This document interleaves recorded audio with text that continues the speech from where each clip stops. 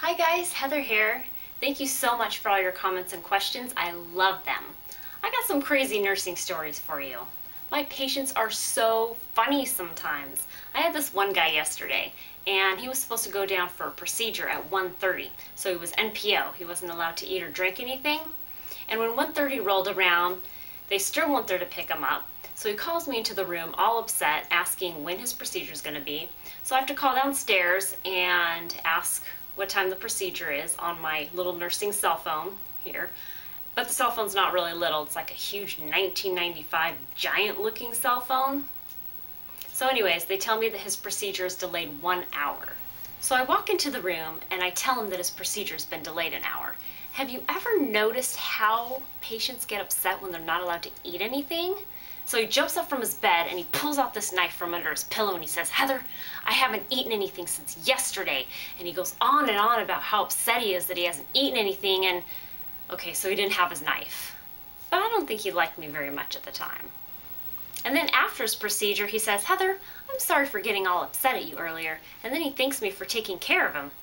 That happens sometimes. But I guess I can kind of understand how he's feeling, because sometimes when I'm hungry, I feel like ripping off someone's head myself. Are any of you like that? The next story is my first code blue, which happened during my second year of nursing. My patient had a below-the-knee amputation surgery, and there was like this little hole near the incision. I'm not sure why the hole was there, and it wasn't bleeding or anything, but the surgeon comes in and he asks for hydrogen peroxide in a syringe, and he starts squirting the hydrogen peroxide into the little hole there, and the next minute, you know, the patient says that she's feeling lightheaded and she passes out. Well, we couldn't feel a pulse on her, so we had to call a code blue. Once she was stable for transfer, they had to rush her to emergency surgery. The story I heard was that a clot had dislodged, like internally, and she was bleeding. That was a little freaky. A surgeon-induced code blue. Well, at least I didn't cause it. Thank God the patient lived, though. Another weird story is when a patient was admitted to our floor after a knee surgery. He was enjoying his delicious, juicy chicken lunch, and he started to choke, and he coded. He didn't even end up making it. It's so sad. On to a brighter note. I love hospitals.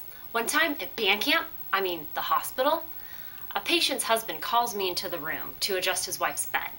She wants the bed lowered, but the bed won't go any lower. I don't know what she was talking about, but she kept arguing with me, saying that the bed can go lower.